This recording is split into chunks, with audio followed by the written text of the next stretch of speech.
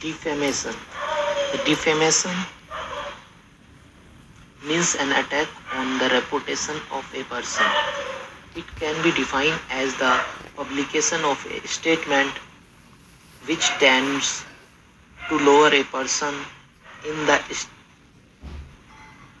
estimation of the right thinking member of the society. It is the more of an injury to the reputation of a person as compared to the injury to a one's self-respect.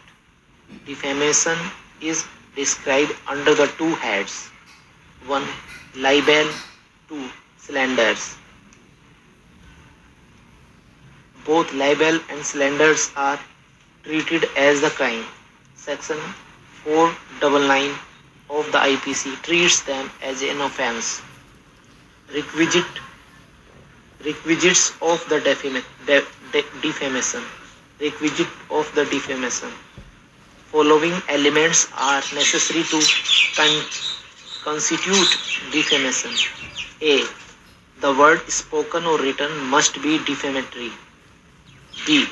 The defamatory word should directly or indirectly refer to the person defamed. And C. Publication of word by an medium should take place. Certain defense to an action for defamation are available. First, justification of the statement. If it is proved that the statement made in true, then it is a complete defense. Second, fair comment. If the statement is fair comment or a matter of public interest. Third, privileges. These are two types. First, absolute privilege consists of the parliamentary proceeding under Article 105, subclause 3 of the Indian Constitution and judicial proceeding.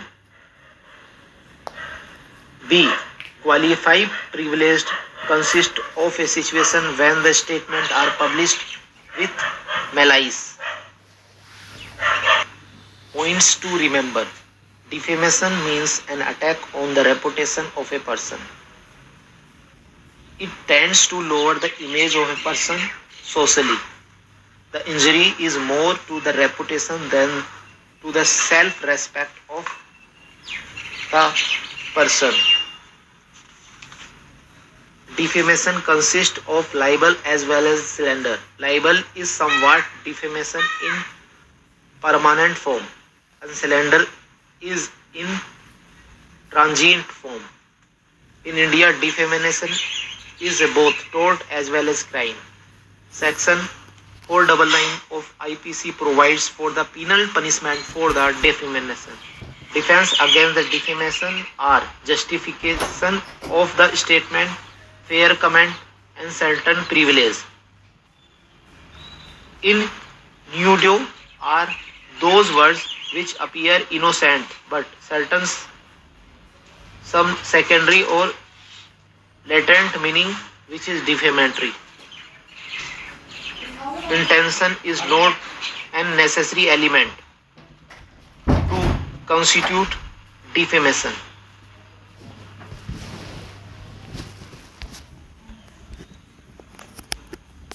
Question based on this article.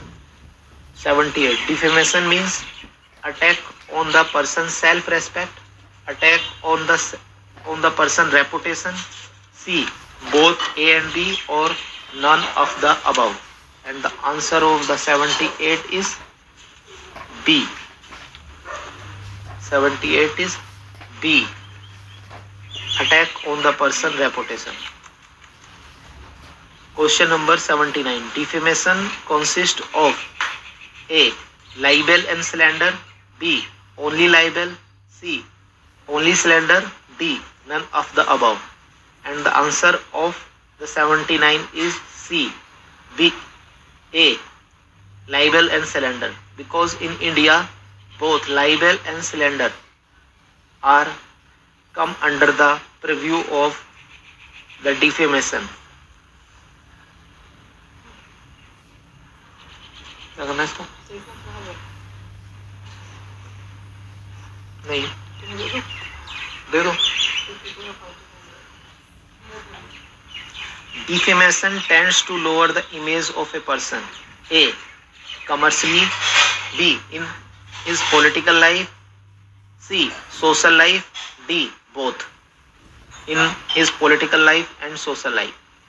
And the answer of the question number 80 is C. Social life. Question number 81. Libel is a defamation which is of A. Permanent nature. B. Temporary nature. C. Criminal nature. D. Both A and B. And the answer of 81 is A. Permanent nature. Question number 82. Libel can be in the form of A. Written word. B. Picture. C. Cinema film. D. All of the above. And the answer of the 82 is D. All of the above. Written word, picture or cinema film. Question number 83. Cylinder is of A. Strict form. B. Transient form. C. Permanent form. D. None of the above. And the answer of the 83 is B. Transient form. Question number 84. Defamation is an offence under A. Section 205 IPC. B. Section 300 IPC. C. Section 499 IPC. D. None of the above. And the answer of the question number 84 is C. Section 499 IPC.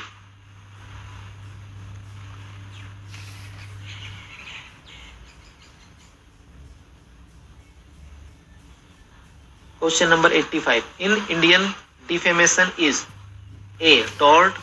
B. Criminal offence. C. Both A and B. D. None of the above. And the answer of 85 is C. Tort and criminal offence both. Question number 86. Defense is defamation. Defense in defamation are A. Justification. B. Fair comments. C. Privilege. D. All of the above. And the answer is D. All of the above. 87. Question number 87. Privilege is a defense which can be of A. Absolute nature. B. Qualified nature. C. Both A and B. D. None of the above. And the answer of the 87 is C. Both absolute nature and qualified nature. Question number 88. Absolute privilege constitute A. Parliament proceeding. B. Judicial proceeding. C. Both A and B. D. None of the above. And the answer of 88 is C. Parliament privilege and judicial privilege both. Next. Nuisance. Nuisance. It means an unlawful interference with a person's use and enjoyment of land or some right over or in connection with it. It may be interfering with a person's comfort, health and safety. Nuisance is generally a continuing wrong. A stray act is ordinarily not a nuisance. A stray act is ordinarily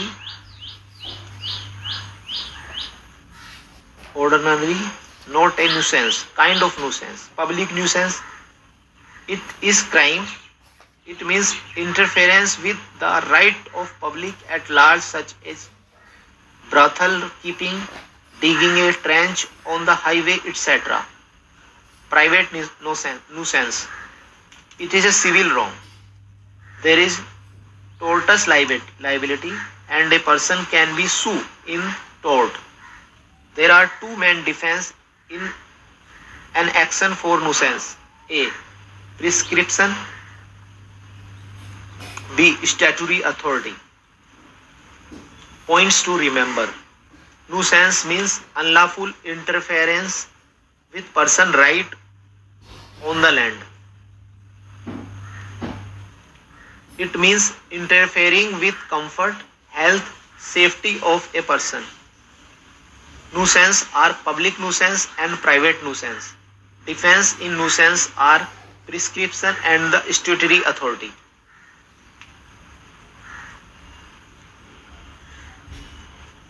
Question based on this. Question number 89. Nuisance means unlawful interference with a person use A. Of motor car, B. Of his office accommodation, C. Of his land, D. All of the above. And the answer of 89 is C. Of his land. Question number 90. Nuisance means interfering with a person's A. Comfort, B. Health, C. Safety, D. All the above. And the answer of 90 is D. All the above. Question number 91. Nuisance means public nuisance, private nuisance, both public and private nuisance, D. None of the above. And the answer of 91 is C. Both public and private nuisance. Question number 92. Public nuisance may include A.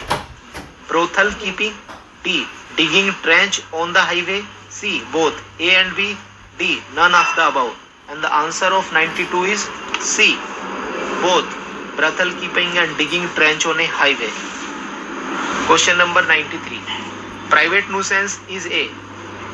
Criminal liability, tortious liability, moral liability, all of the above. And the answer of 93 is B. Tortious liability.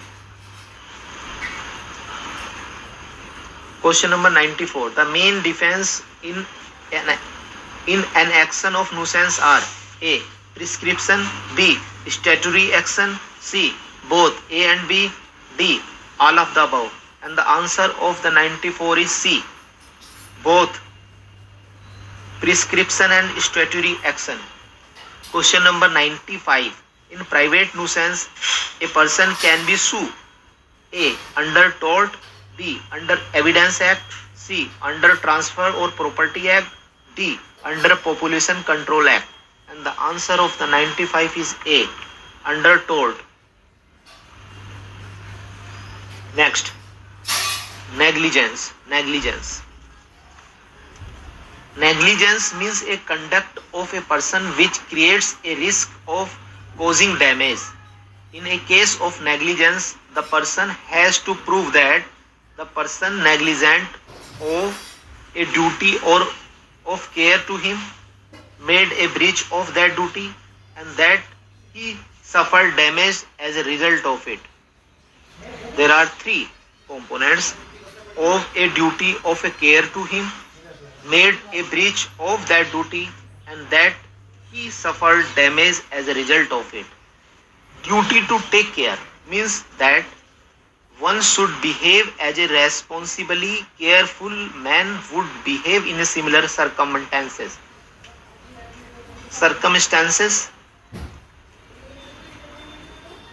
Duty of take care means that one should behave as a reasonably careful man would behave in similar circumstances.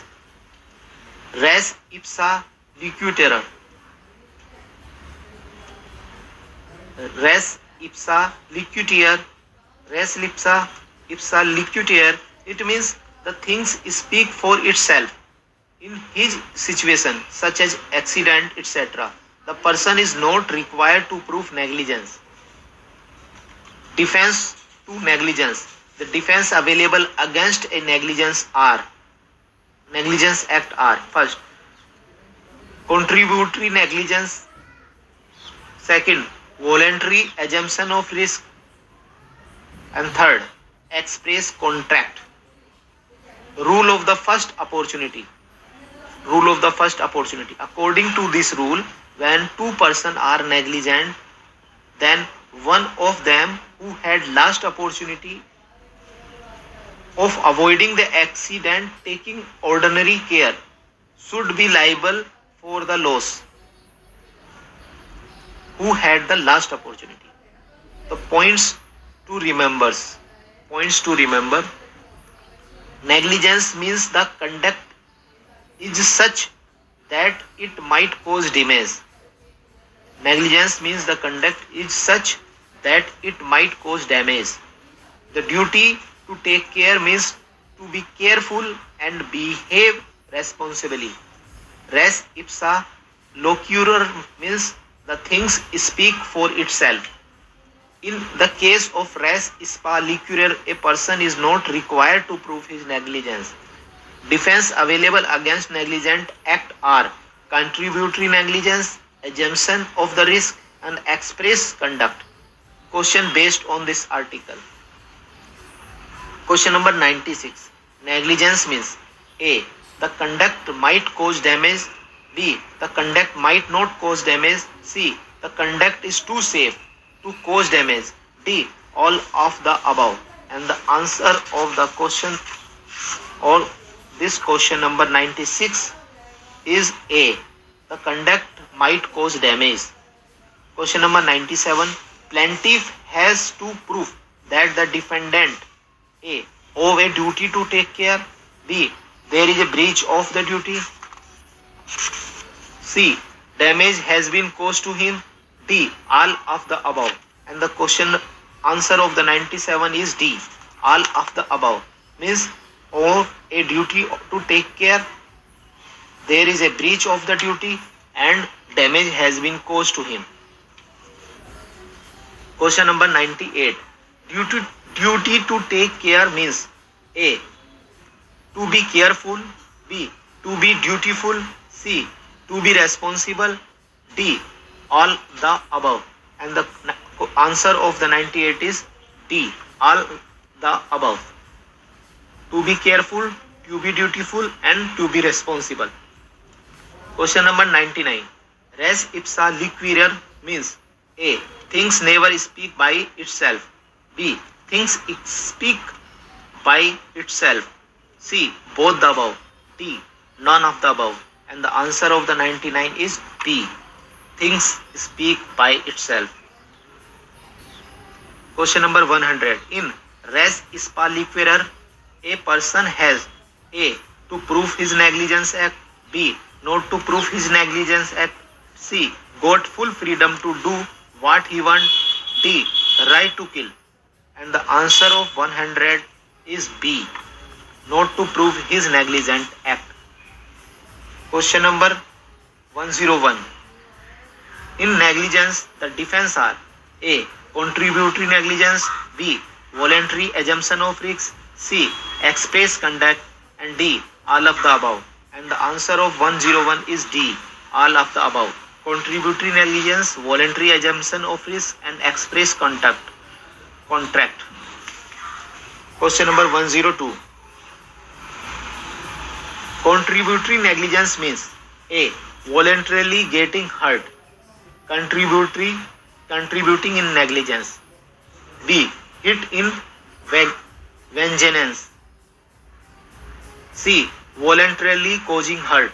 D. None of the above. And the answer of the 102 is A. Voluntarily getting hurt. Contributing in negligence.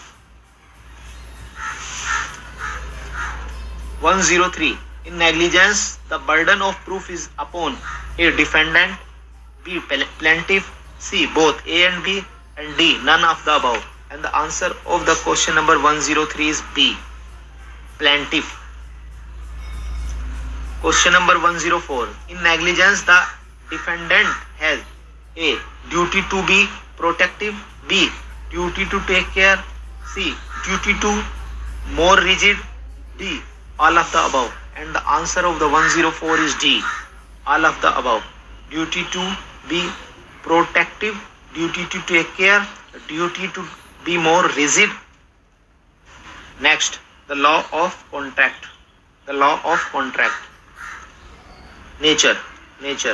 The law relating to the contracts which constitute the most important branch of the commercial law is governed by the Indian Contract Act 1872, Section 2, Subclause H of the Contract Act lay down that an agreement enforceable by law in contract. Thus, contract is a combination of two ideas of agreement and obligation enforcing it, but there are certain agreements which do not create contractual obligations, such as a. Agreement of domestic nature between house and wife. B. Agreement relating to the social matter. Contract consists of a proposal or offer, acceptance of the offer or proposal, and consideration. Promiser, promiser, promiser. The person who make the proposal is called the promiser, and promise, while the person accepting the proposal is called the promise. Obligation, it means a legal duty to do or obtained from doing what one has promised to do or abstain from doing. Point to remember, the law of contract are governed by the Indian Contract Act 1872. Agreement enforceable by the law is contract. Section 2, subclause H. Contract is combination of agreement and obligation. Person to whom the proposal is made and accepted as promisee. Obligation means a legal duty to do or not to do the certain things agreed upon. The question based on this article are 105. The law of contract is governed by A. Indian Company Act. B. Indian Contract Act. C. Indian Evidence Act. D. Indian Penal Act. And the answer of it is B. Indian Contract Act. Question number 106. An agreement enforceable by the law is called A. Charge sheet. B. Contract. C. Business agreement. D. Land deed. And the answer of the 106 is B. Contract. 107 section 2 subclause D. Contract Act lay down provision regarding what is A. Quasi contract. B. Obligation. C. Consideration. D. None of the above. And the answer of the 107 is C. Consideration. Question number 108. Indian Contract Act. Question number 107. Section 2 subclause D. Contract Act lay down provision regarding what is A. Quasi contract. Obligation. C. Consideration. D. None of the above. And answer is B. C. Consideration. Question number 108. Indian Contract Act was passed in the year 1955. B. 1885. C. 1972. D. 1872. And the answer of this question is 108 is D. 1872.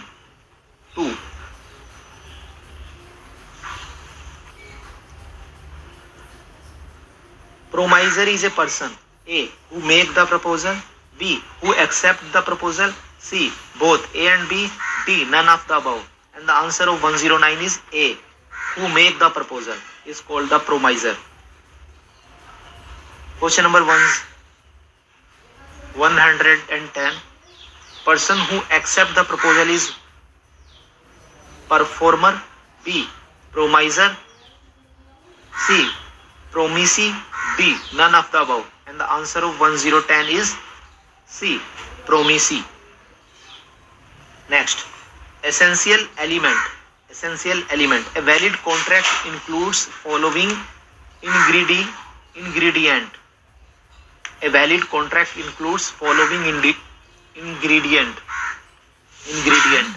A. An agreement. B. Genuine consent of a party. Genuine consent of the party. Third, lawful object. Fourth, made between competent party. First, an agreement. Second, genuine consent of party. Third, lawful object. Fourth, made between competent party. Essentials of a valid contracts are: first, offer and acceptance. An offer is a proposal whereby a person expressing his willingness to enter into a contract in return for a promise or set of promises. A offer must be clear and communicated to the offerer, and this is explained in section 2 subclause A of the Contract Act. Whereas acceptance, दवाई वहीं रखिए,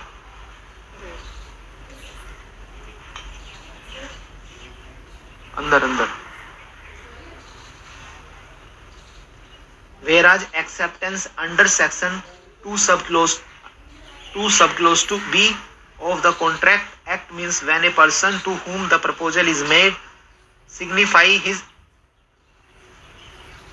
assent thereto, the proposal is said to be accepted.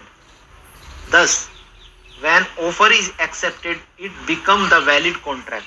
Second है intention. The party must show interest to give rise the legal relationship on the basis of certain obligation. And third is consideration. There can be no contract valid without any consideration.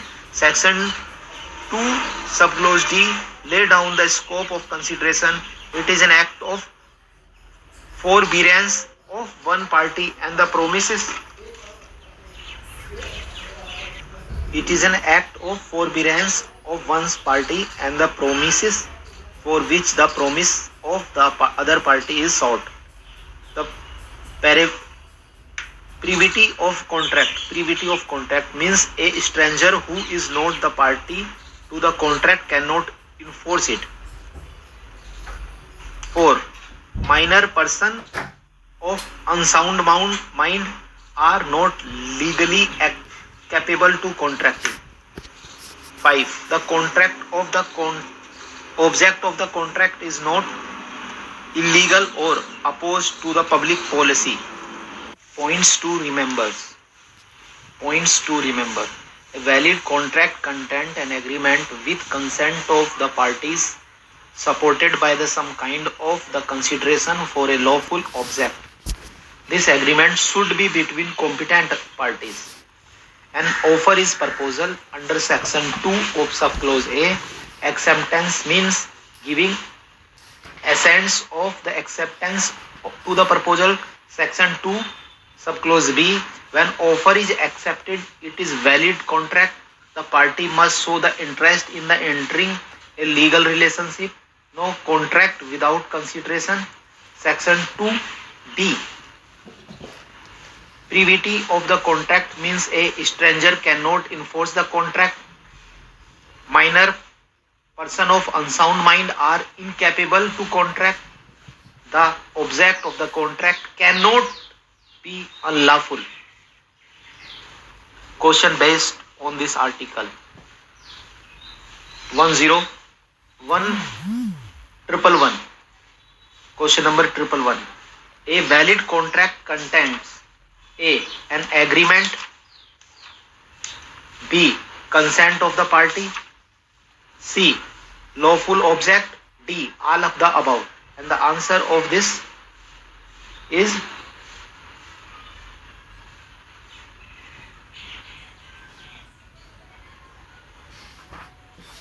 D. All of the above. Question number 112. No contract is valid until there is A. Consideration. B.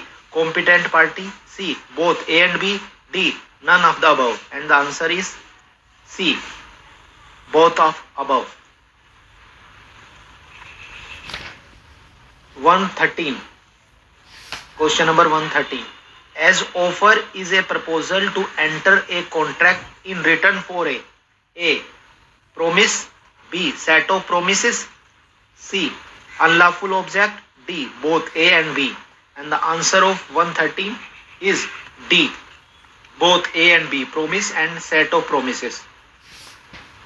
Question number 114. Section 2 subclause A Contract Act provides as to be what in an A. Acceptance. B. Offer. C. Consideration. D. promises. And answer of the 114 is B, offer. Question number 115. When an offer is accepted, it become A, agreement, valid contract, proposal or consideration.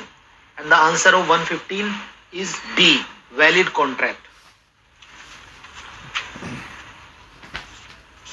Question number 116. Acceptance is explained under A, section 4, B, section 2C, C, section 2B, D, section 2G.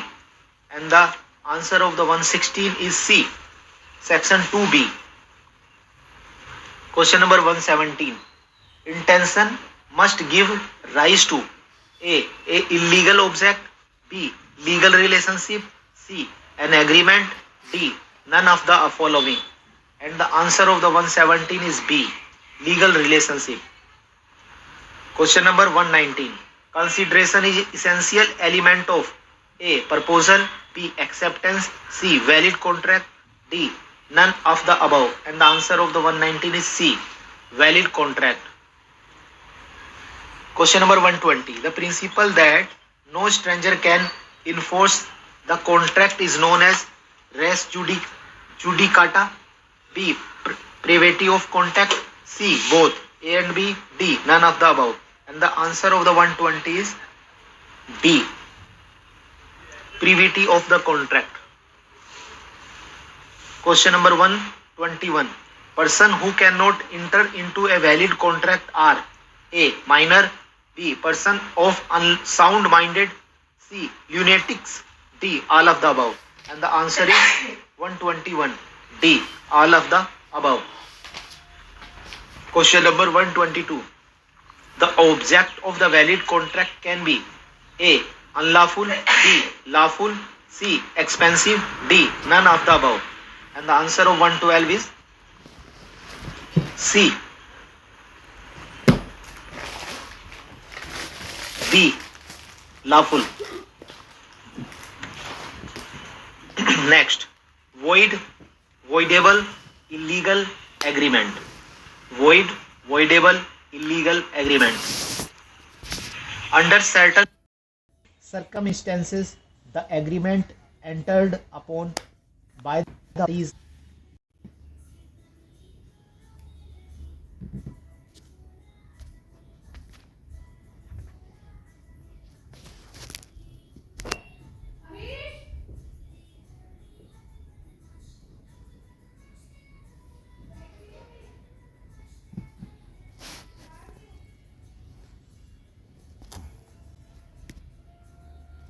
may not culminate into a valid contract due to certain flaw in it. The void agreement. Void agreement is one which has no legal effect. One cannot enforce a void agreement. Section 2G. Say an agreement not enforceable by the law is said to be void, such as minor agreement which is void. Voidable agreement. The distinction between the void and the voidable agreement is that former is not enforceable from the very beginning, while the latter is dependent upon the option used by the party to do it. Illegal agreement. In this type of agreement,